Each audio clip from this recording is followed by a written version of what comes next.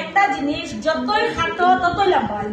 চুল চুল না কোসাইন কিটা চুল হইতো আর কিতা একটা জিনিস যতই খাটো ততই লম্বা হয়।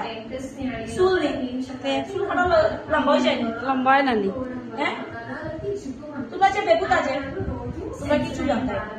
আচ্ছা বন্ধুরা তোমরা রে হইলাম একটা জিনিস যতই খাটো ততই লম্বা হয় জিনিসটা কিতা কইতো।